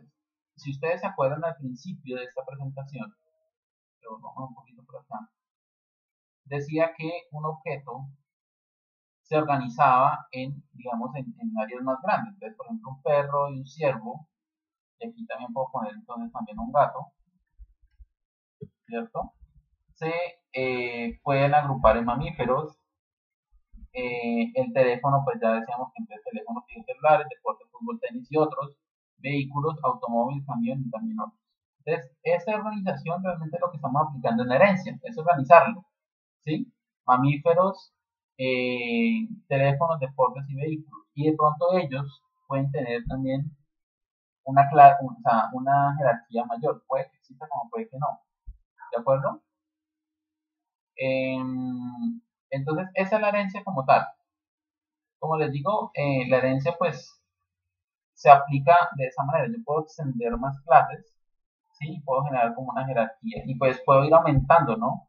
Si ustedes se dan cuenta cada vez que de pronto en algunos casos, como acá, cada vez que yo heredo pues puedo seguir aumentándole. Y el angora puede que tenga más cosas que solamente los angoras tengan y otros gatos no, ¿sí? Y del gato pues puedo extender más razas, ¿de acuerdo? Los persas, no sé qué, bla, bla, bla, y así sucesivamente. Y los persas, pues puede también tener otras clases hijas, que puede de pronto, no sé, los persas se pueden separar en tales y tales, o los angoras también se pueden separar en el angora no sé qué y en el angora no sé cuándo. Si ustedes se dan cuenta, todo es una jerarquía, ¿sí? Y pues prácticamente eso también es como la razón de ser de todo lo que es una clase, o sea, un molde, cuando se crearon, digamos, cuando se creó el primer carro, ¿cierto? Si ustedes se ponen de pronto a pensar en cuándo se creó el primer carro, pues del primer carro se desprenden todos los carros que conocemos actualmente, ¿sí? El primer carro pues tiene que haber tenido unas cosas bases como es la puerta, pero las puertas, las llantas, el motor, las sillas, ¿sí? Pero de ahí se han empezado a desprender a otros tipos de carros. Entonces ahí ya, pues, o sea, actualmente vemos muchos tipos de carros, carros grandes, pequeños, eléctricos, a gasolina, híbridos, incluso ya vemos carros, podemos ver carros que no tengan todavía ya cuatro llantas sino menos, que el motor pues ya no va adelante sino que va atrás, cosas por el estilo, o sea, también hay mucha variación y es porque se ha generado una herencia a lo largo del tiempo, sí es como una evolución, digámoslo así, pero esa evolución pues es esa herencia de una clase a otra, ¿sí? Lo mismo pasa con un celular, digamos que cuando... Profe, como de un modelo a otro, más bien. Sí, prácticamente de un modelo a otro, exacto. Por ejemplo, los celulares también. Yo, por ejemplo, esto también lo he explicado muchas veces, es a partir de un celular. Yo les digo, por ejemplo, el primer iPhone. Si ustedes ven el primer iPhone al último iPhone, pues sí, ha cambiado, pero pues también es muy similar en muchas cosas, ¿sí?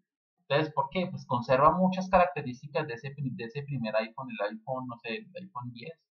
Conserva muchas de esas características de ese primer iPhone, pero también tiene muchas características nuevas, ¿sí? Entonces, lo que se ha hecho ahí es que es una herencia. Y si van a hacer el iPhone 11 y el iPhone 12, pues realmente ese iPhone se basa en el anterior, pero entonces lo que hacen es corregir cosas, agregarle cosas y en algunos casos pues quitarle cosas porque ya no se usa, ¿sí? Pero eso se llama herencia, eso es herencia, es heredando, heredando, heredando. Nunca, Al iPhone lo único que le mejoran es la cámara. bueno, sí, pero cambia, o sea, cambia de una vez. Y es más, aquí pues ustedes ven que no necesariamente tienen que agregarle cosas, solamente se puede heredar, ¿sí? Entonces, a lo que voy con este tema de la herencia es que es como eso, como esa evolución. O sea, nunca un celular, por ejemplo, nunca un iPhone dice, no, es que este iPhone, el que sigue lo hicimos de cero, o sea, no tuvimos en cuenta el anterior, no, porque pues veríamos un cambio totalmente drástico en todo, en su forma de ser, física, su software, todo sería muy distinto. Pero ustedes ven que es muy similar una cosa a otra. Igual pasa con muchas cosas que nosotros vemos a nuestro alrededor también. Los televisores, los vehículos, los videojuegos. Por ejemplo, usted juega FIFA, juega PS, eso es casi que una cosa a la otra es casi exactamente igual. ¿Sí? Y ha cambiado muy poquito. Entonces, en este caso también jerárquicamente las clases son eso. Entonces, Una clase puede heredar de otra, puede ir aumentando, puede ir cambiando, puede ir corrigiendo, ¿sí? O puede ser básicamente solamente extender.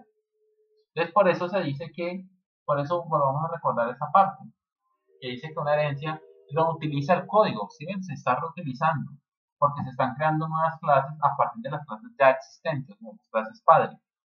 Compromete una relación de jerarquía, o sea, están unidas. Una nueva clase se generará agregando atributos y o código a una clase existente.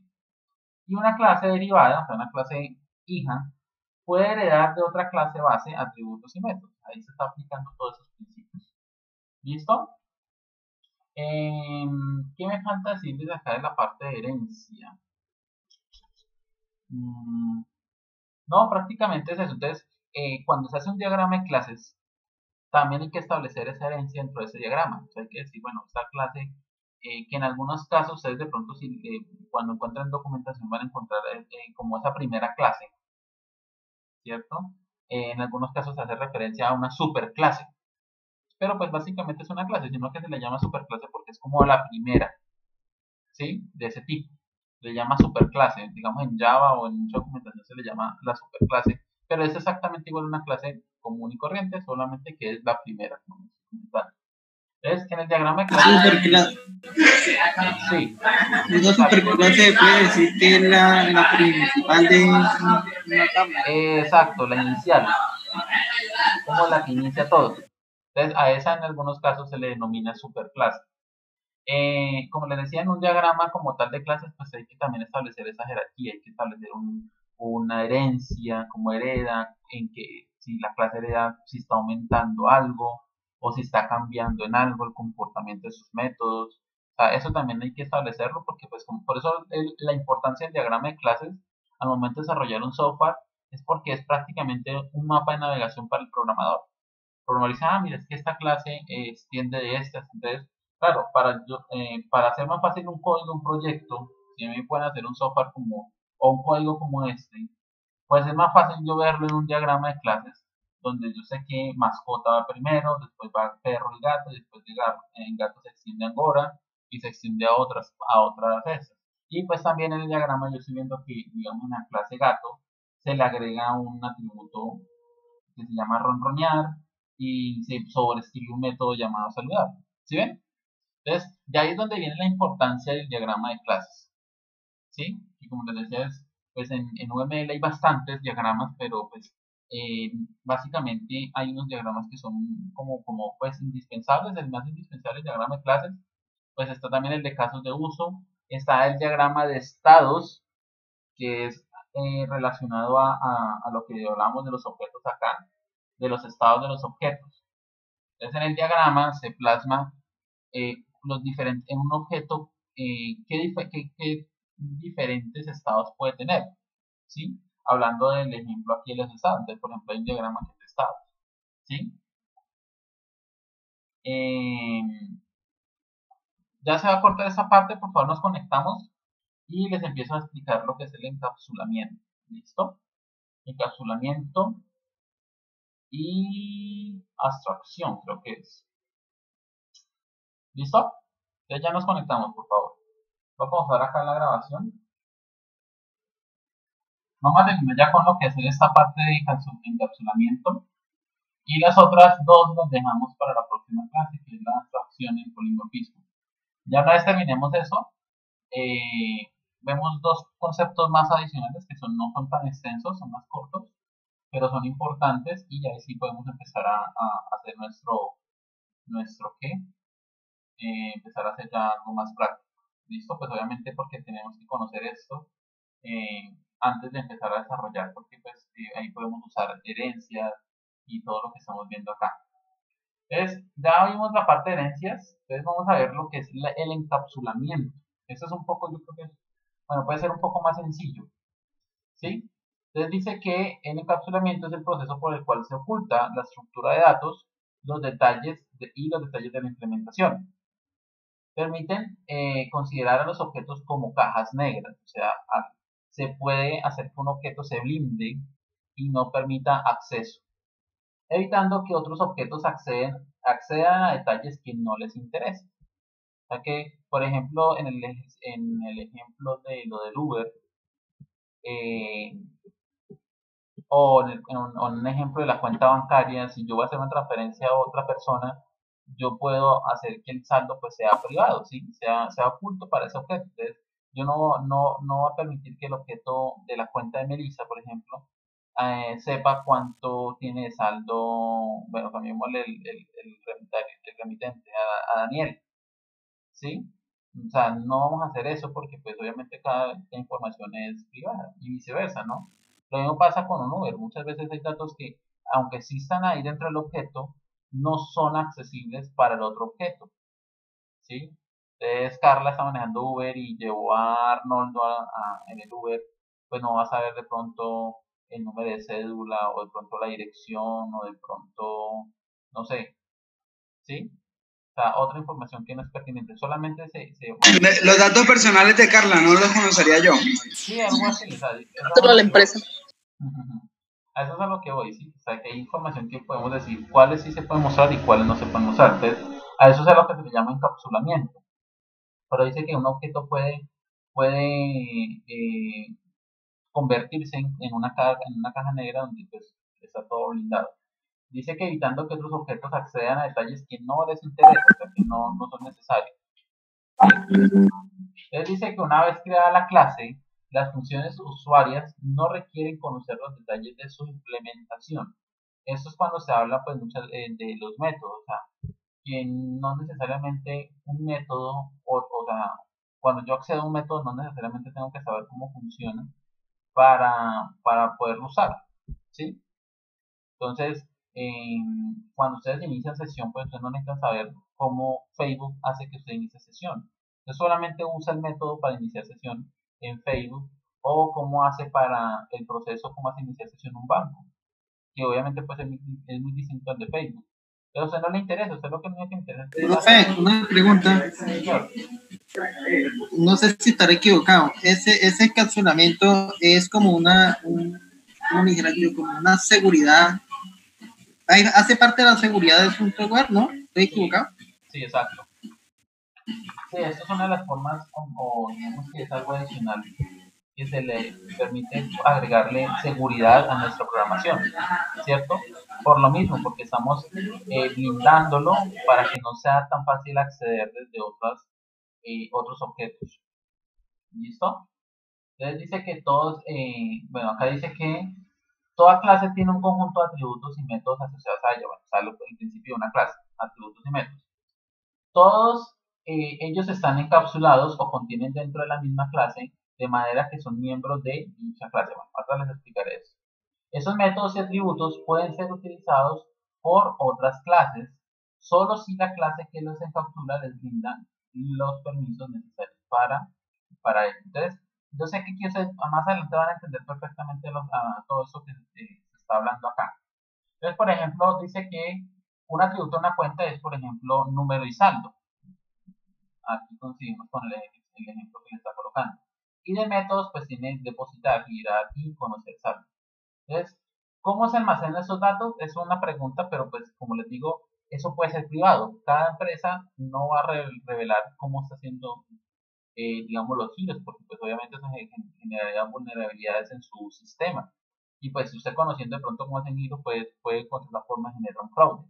Entonces, a esta pregunta que hace aquí es por eso, porque o sea, no nos interesa como tal cómo se hace ese proceso, sino solamente usarlo. Entonces, en el encapsulamiento hay 3 niveles, ¿de acuerdo? Que son el privado, que dice que son los elementos que solo pueden ser accedidos directamente por la clase. Ya con ese diapositiva yo creo que muchos van a entender. Entonces dice que son los privados son los elementos que solo pueden ser accedidos directamente por la clase, que los define. O sea, que en la clase donde son creados, si se pone que son privados, solamente pueden ser accedidos desde ahí. Se declaran con la palabra reservada private, y eso aplica para cualquier lenguaje de programación. Por eso, profe, cuando usted estaba ahorita en los ejemplos, le puso public, sí, ¿cierto? Exacto. Entonces, sigamos con esto y les muestro ahorita en el código y hacemos unos cambios con relación al encapsulamiento. Protegidos. Entonces, en protegidos dice que los elementos protegidos son aquellos que pueden ser accedidos por las clases descendientes, o sea, la herencia, y la palabra reservada es protect. ¿Listo? O sea, esa es un poquito más flexible. Esa puede acceder desde la clase que fue creada, pero también desde las clases que son heredadas. ¿Sí? Desde una clase que es heredada. Entonces, por ejemplo, acá también dice público. Dice, esos son los elementos en los cuales no hay restricción alguna, y puede ser accedido por cualquier clase y objeto del modelo. La palabra reservada es público. ¿Sí? Entonces, de esta manera, esta es, digamos, como la más general y es la menos flexible. Es la que hemos puesto a lo largo de todo el código. Entonces, todos han visto que está con la palabra pública. Un atributo público, una función pública. ¿Sí? Entonces, eso pues obviamente lo que hace es que puedo accederlo desde cualquier punto, de manera externa, ¿sí? De manera externa como tal. Entonces, aquí hay como un pequeño cuadro donde ustedes pueden ver lo mismo. Entonces, por ejemplo, desde la misma clase, o sea, yo creo una clase y yo tengo atributos públicos, puedo accederlos. Bueno, atributos y métodos, ¿no? Y yo puedo, aquí me faltaría poner atributos y métodos, porque aplica para ambos. Entonces, yo desde la misma clase puedo acceder tanto a atributos y métodos públicos, protegidos y privados dentro de la misma clase. Pero ya una subclase, o sea, una clase heredada, solamente puedo acceder a los públicos y a los protegidos, pero ya no puedo acceder a los privados. Y otra clase de otra herencia, o sea, clases que no tengan que ver con un sistema de herencia, solamente puedo acceder a los que son públicos, más no a los protegidos ni a los privados. ¿Sí? ¿Queda claro? Como el agua del río Magdalena, profe. Perfecto, eso me parece muy bien, muy bien. Claro, no. Entonces, espera un segundo.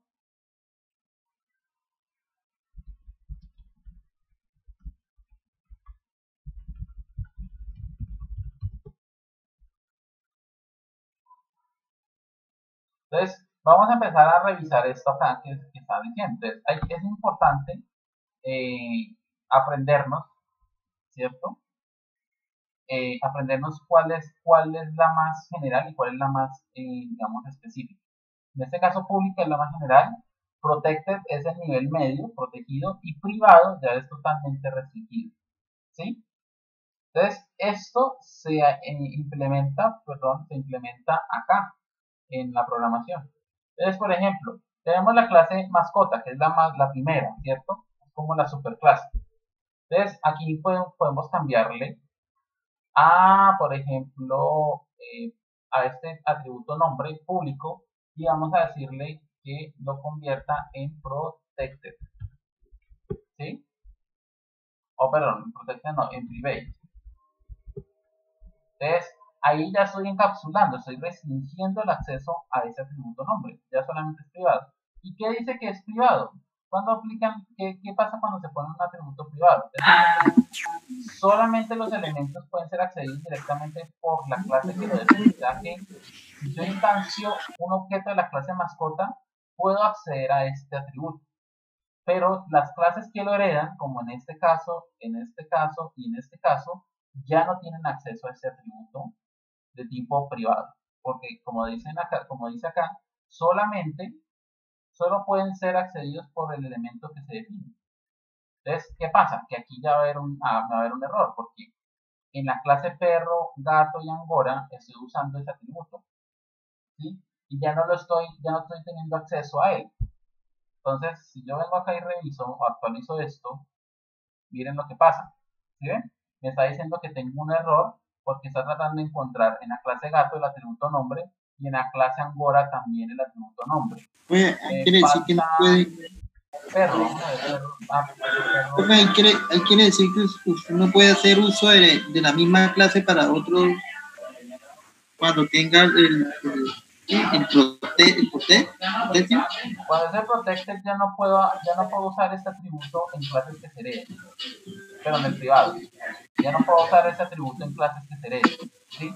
Ya las clases heredadas no tienen acceso, porque solamente tienen acceso aquí, solamente tienen acceso acá. ¿Listo? Déjenme revisar una cosa que estoy viendo acá, a ver qué pasó. Aquí la mascota Horus. Horus es de la clase perro. Perro es clase de mascota.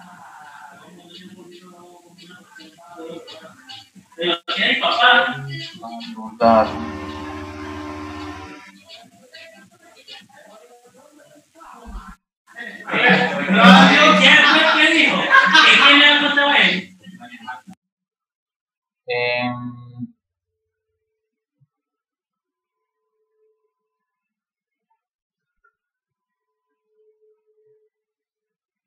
Bueno, es raro porque creería que no tendría que haber enviado también error acá.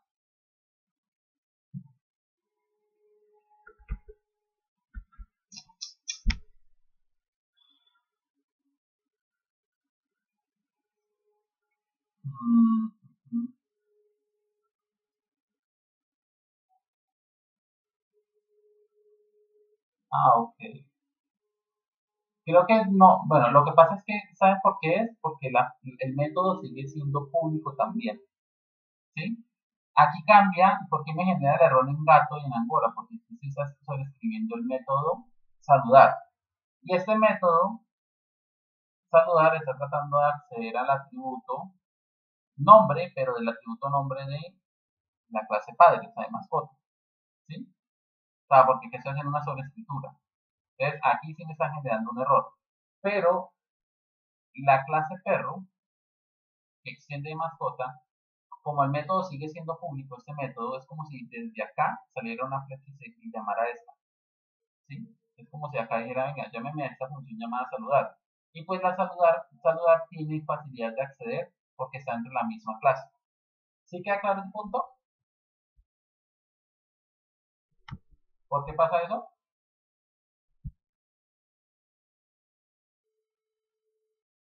Muchachos.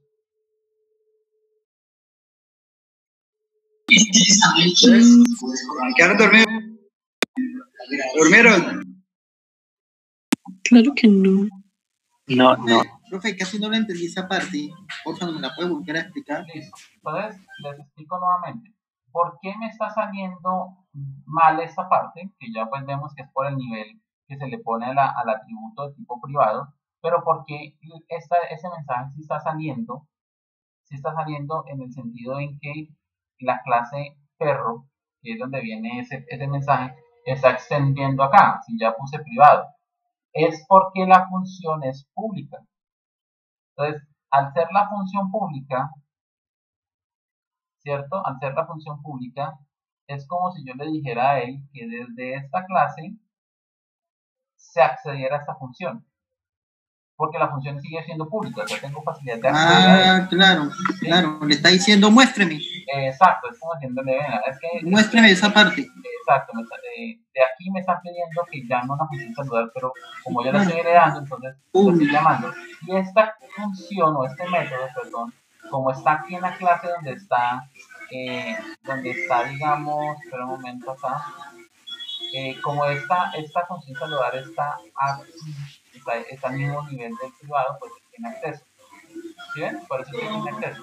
Y por eso es que en el caso del gato no pasa eso, porque saludar ya está sobreescribiendo y es cuando en gato, cuando en gato, por ejemplo acá en este objeto gato,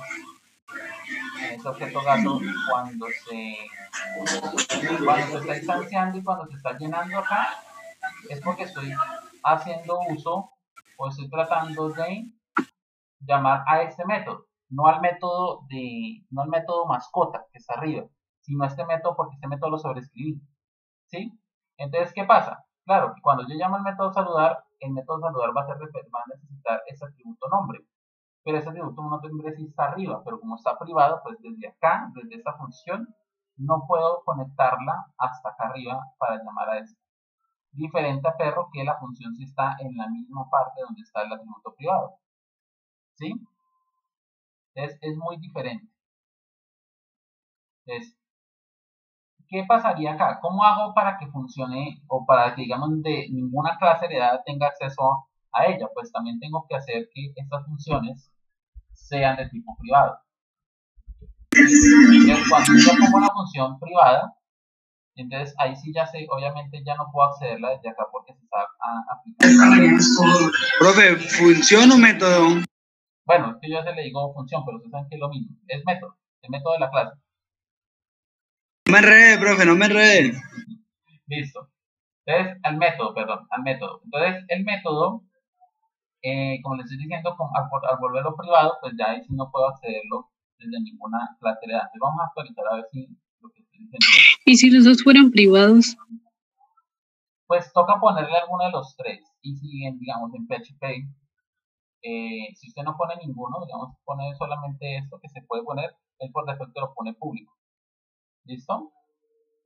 Entonces, tenemos esa posibilidad de también de dejar los atributos así, incluso también los métodos. Pero no sería, si se dejan así, ¿no sería distinto? No. En Java, por ejemplo, sí exigen que se coloque, o si no puede generar error. Pero acá en PHP, la documentación dice que se puede colocar alguno, pero si se quita, se elimina, por defecto él sabe que ese atributo es público. ¿Sí? O sea, por defecto los pone públicos en los casos en donde los métodos o los atributos no se les ponga qué tipo son, qué tipo de acceso son. ¿Sí? ¿Sí queda claro? Sí, señor. Listo. Entonces, Eso creo. Ya tenemos aquí aplicado el nivel más, digamos así, más alto de restricción, o sea, de encapsulamiento, que es el de tipo privado. Entonces, obviamente los métodos también toca poner los privados y los atributos, ¿sí? Los atributos también. Ahora, por ejemplo, acá me dice, el error que estamos viendo era este, ¿no? Él me dice que incluso acá en mascota me dice que ese método, o acá me está diciendo que ese método no se puede llamar, o se está llamando método privado de la clase mascota, ¿cierto? El método saludar. Entonces, ese es el error que me está diciendo acá. Es un error porque es un método privado que se está tratando de llamar o acceder desde una clase hija y no se puede, ¿sí? Entonces, incluso ya con esto, yo ya creo que puedo blindar esta parte. Si yo pongo acá public nuevamente, ¿qué pasa? Que se va a mantener el error. Pero obviamente, aquí también es necesario ponerlo privado, porque yo puedo hacer lo que dice acá abajo, con el atributo ronronear. Por ejemplo, aquí en la clase Horus, yo puedo decirle que Horus, el objeto Horus, me llame a su método nombre, creo que se llama, ¿cierto? A su atributo, pero no. Sí, nombre. Entonces, ¿qué pasa? Que desde el objeto Horus, si yo llamo al atributo nombre y el atributo es público, pues puedo imprimirlo, a pesar de que su método o ese método saludar está siendo privado. ¿Sí? Bueno, aunque aquí creo que hay un error, por eso no me está imprimiendo. No, me falta acá leche. Ahí.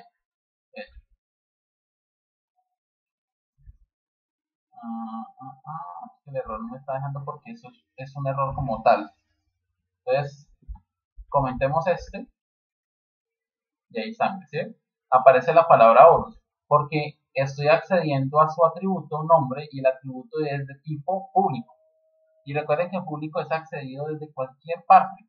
Pero si yo pongo privado, aquí en mascota, al atributo nombre, pues ya me va a salir el error. Incluso ya me dispara el error prácticamente en todas las clases heredadas. Entonces, el privado es el nivel más alto que existe. ¿De acuerdo? Después sigue los atributos de tipo protected. En este caso, el protected dice que es protegido, dice que se puede acceder a ellos desde la clase que fue hecha, pero también desde la clase que fue heredada. O sea que en este caso, así como lo tenemos, no hay ningún problema, porque todas las clases que están acá han sido heredadas de la clase mascota. ¿Sí? Entonces, aquí no hay ningún problema. Si yo actualizo acá, listo, hay un error con el método. Dice que no se puede acceder a una propiedad protected. Vamos a ver acá.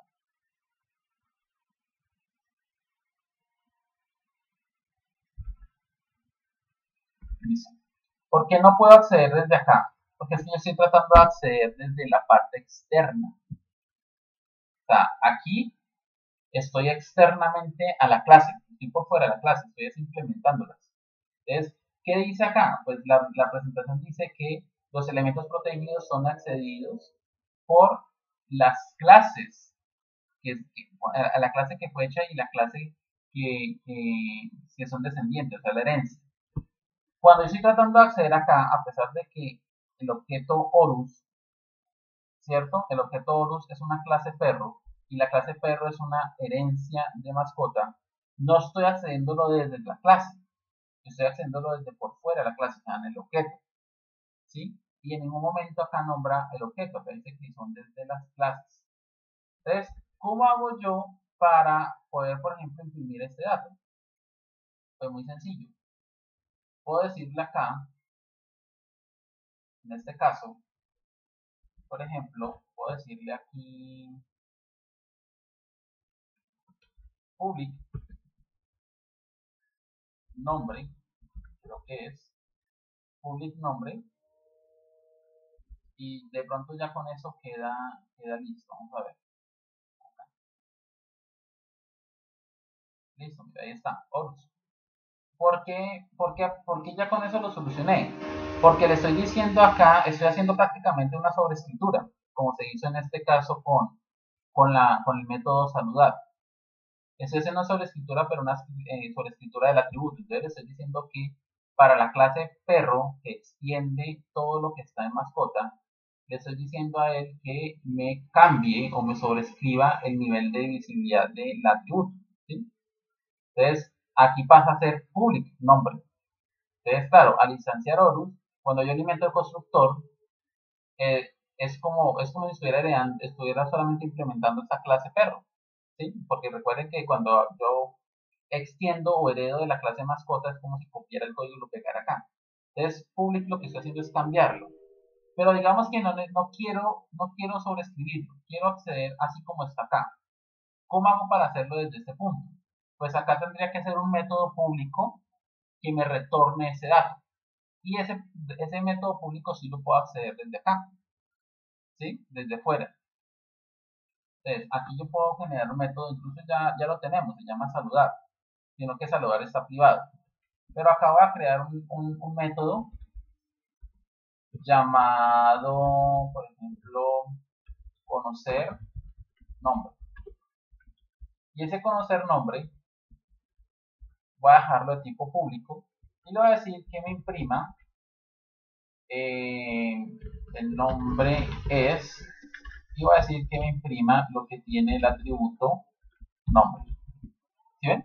Entonces, esta función pública está accediendo o está llamando, perdón, al atributo nombre que está arriba. Pero como está protegido dice que puede acceder desde la clase que fue construida y de las clases, perdón, que han heredado de esa clase principal o de esa clase mascota. O sea que aquí puedo acceder perfectamente sin ningún problema. Y ya lo único que me queda acá es decirle aquí en el objeto Horus que me llame, ya no es nombre, esta parte ya no lo necesito porque me va a dar error. Le digo acá que me imprima en el objeto Horus al método conocer nombre. ¿Sí? Al método conocer nombre. Entonces, ¿qué es eso? Vamos a actualizar. ¿Sí? Y el nombre es Horus. Entonces, ¿por qué? Porque recuerden que este acceso, principalmente estos dos primeros, es a nivel de clases. O sea, es de una clase por dentro de la otra clase. Ya lo público puedo accederlo por dentro de las clases o puedo accederlo por fuera de las clases también. Cuando nosotros, por ejemplo, usamos lo público acá, estamos accediendo por fuera de las clases, cuando estamos creando objetos de esa clase. Todo esto es acceder por fuera, ¿sí? Por fuera de la clase. Pero ya lo protegido y o sea, en pocas palabras, lo privado y lo protegido es lo interno. O sea, solamente se puede manipular a nivel interno dentro de la clase, pero lo público ya es lo externo, ¿sí? En el encapsulamiento, por ejemplo, acá voy a complementarlo acá. Esto es interno, ¿sí?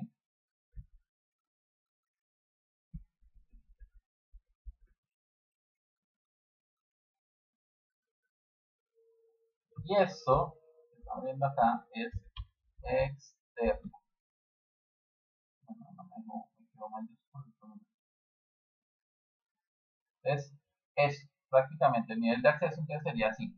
Uno interno y el otro externo. Entonces, estos solamente se pueden hacer de manera interna. ¿Listo? Quiere decir que acá afuera, aquí afuera no puedo acceder a nada que sea ni privado ni público, ni protegido, perdón. ¿Sí? Y este, pues obviamente puede ser acceder, se puede acceder desde afuera y pues obviamente también internamente, ¿no? ¿Sí queda clara esa parte, muchachos? Sí, sí, señor. Sí, señor. Sí, bueno, ahí estoy tratando de hacer mi mayor esfuerzo que ustedes comprendan esto. Y como les digo, pues no es tan fácil y que pues, digamos que también pues se demora uno muchas clases en solamente entender uno de esos conceptos. O prácticamente se puede gastar uno una sola clase solamente viendo qué es encapsulamiento. ¿Sí? Entonces, eso es. Entonces, por eso es que aquí yo puedo entender. Aquí nace algo que se implementa mucho en programación. Y es un principio, digamos, de seguridad. Por eso lo que me decían Daniel ahorita es en el tema de seguridad. Y es que, por ejemplo, en programación se usa mucho que todos los atributos de la clase sean de tipo privado. Todos los atributos se declaran de tipo privado. ¿Sí? Y se crean unos métodos especiales que, digamos, que se han estandarizado a medida que los desarrolladores van elaborando el código, se ha estandarizado de una forma única para acceder a ellos. Pues no es la única forma, pero digamos que es un estándar, ¿sí? Y es que, claro, al ser todos privados, al volverse todo esto privado, yo ya no puedo accederlo desde ninguna parte. Entonces, ¿qué hago? Existen unos métodos o se le crean unos métodos a ellos que se llaman los métodos get y set. ¿Se han escuchado en algún momento ese término? Métodos get y set o métodos getter and setter, No, señor. ¿no? Entonces, los métodos getter and setter, que ustedes de pronto lo van a ver, digamos que como les digo, son unos métodos que se estandarizaron. O sea, los programadores dijeron, mire, yo los llamo así, entonces otros dijeron, listo, pongámoslos exactamente igual. Entonces, ya cuando ustedes alguien le diga, es que ese es un método getter and setter, entonces ya saben de qué es porque ya lo conocen. Entonces, eso ha hecho que se estandarice. E incluso, es tanto así que los editores como estos, Sublime también tiene plugins que me permiten a mí hacer los métodos getter and setter más fácil. Entonces, ¿a qué voy? Voy a buscarlo por acá, creo que está, voy a intentarle clic derecho. Y aquí está, mire, insertar PHP getter and setter. Entonces, vamos a ejecutarlo. ¿Sí? No le pongamos en este momento, por favor, cuidado de pronto a lo de la herencia y eso no. Pongámosle solamente cuidado, que tenemos dos atributos de tipo privado. ¿Sí? Incluso eso tampoco le pongan atención. Y lo único que les va a ejecutar el plugin. Como le digo, el plugin también está para Sublime. Creo que casi cualquier editor lo tiene. Entonces, si yo le pongo acá esto, ¿qué se me hizo? No salió. Vamos a volver no voy a señalar, no voy a poner así. Insertar getter and setter. Ay, no salió, me dejó mal.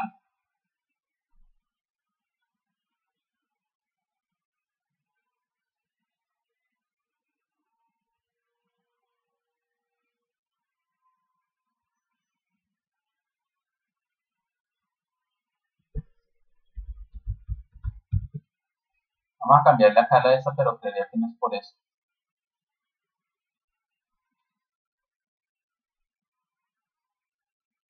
No. Voy a hacer algo rapidito. Voy a crear un archivo nuevo. Eso ya es problema del plugin. Entonces aquí, por ejemplo, get y set. Vamos a ponerle así. Y voy a crear una clase aquí muy rápida. Perdón, me faltó la extensión. antes que se nos acabe el tiempo. Renombrar .php. Listo, entonces voy a abrir acá el código PHP. Les creo una clase que se va a llamar mascota y tengo un atributo privado que se llama nombre. Vamos a dejarla solamente con nombre. Vamos a ver si funciona. Oiga, no funciona.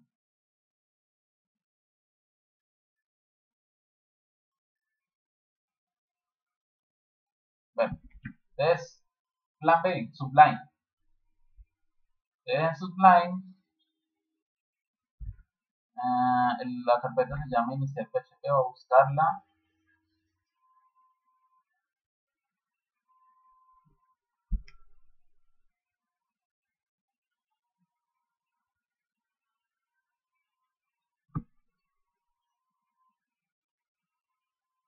Y tenemos acá este archivo, getter and set. Y le digo acá lo mismo. Clic derecho, pero selecciono, o bueno, seleccionar, me ubico acá. Ese sí va por aquí arribita. Y aquí está, get and set. Y acá me dice que quiero generar, le voy a decir que me genere el get and set. Listo, ese sí me lo genera. Entonces, ¿qué me genera? Pues, como les digo, esto es una manera estándar, en donde yo tengo un atributo de tipo privado, o sea, que no se puede ser accedido por ningún medio, solamente internamente dentro de la clase que la definí, pero yo puedo dejarle dos puertas de acceso por cada atributo. Una, que es el set, que siempre va a representar el enviar información, o sea, enviarlo, digamos así, del mundo exterior hacia el objeto, ¿cierto? Pues va a ser el set. Y el get, que va a ser enviar información del mundo interno o del objeto hacia el mundo externo.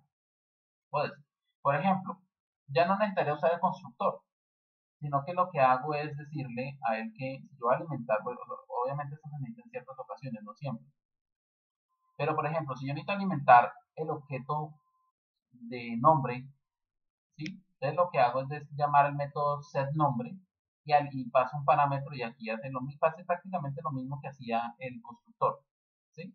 Entonces los métodos set se van a encargar de enviarle la información al atributo y el método get se va a encargar de retornar. Entonces si yo necesito saber cuánto vale esto, entonces lo que hago es invocar al método get. Entonces el get lo que hace es retornarme. Bueno, acá retorna algo, pero eso es algo que él toma por defecto, pero realmente sería así, ¿sí? Entonces, los métodos get retornan y el método set, alimenta o envía información hacia el objeto. Entonces, como le digo, esto es algo estandarizado, ¿sí? Aquí, bueno, ya me apareció pues porque ya lo ejecuté desde los lados. Pero eso es algo estándar. ¿Listo? Entonces, eso se usa mucho en la programación actualmente. Como le digo, que incluso pues existen los plugins, como los que estamos viendo.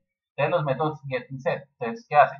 Que los atributos todos se vuelven privados, pero la única forma de acceder a ellos es por medio de métodos pues públicos, obviamente, y pues, existe uno para alimentar el atributo y otro para devolver lo que tenga el atributo hacia la parte externa. ¿Listo? ¿Sí queda claro ese punto, muchachos? Sí, profe, pero habría que profundizar un poco más. Claro, no, esto después lo pasamos a la práctica, ¿no? Obviamente. Sí, porque esos métodos sí hay que tenerlos y manejarlos muy bien. Sí, pues acá digamos que lo importante de ese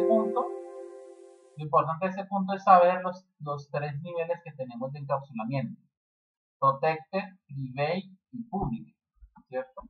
Public, digamos acá public es tipo color, ¿sí?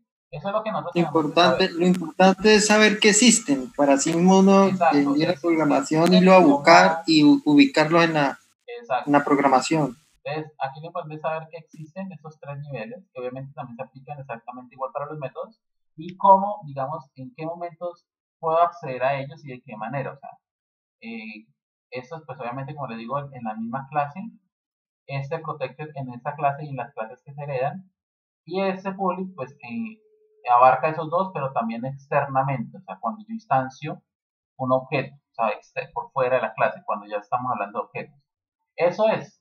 Entonces, eso es importante pues para poder entender esto, ¿no? Ay, es que esto es un método privado. Ah, pues ya sabemos, ya tenemos noción. Eso también va dentro de la construcción de un diagrama de clases, también hay que definir ese nivel de encapsulamiento de todas las clases, ¿sí? Para saber a qué los otros objetos pueden tener información, ¿cierto?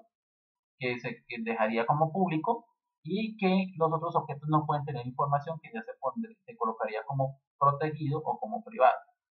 ¿Listo, muchachos? Profe, no sé si Carla se durmiría o algo, pero pues yo estoy bien. Listo, profe, yo también, yo estoy despierto. Ya nos queda un minutico. Voy a tener la grabación acá. Listo. Como le digo, la próxima clase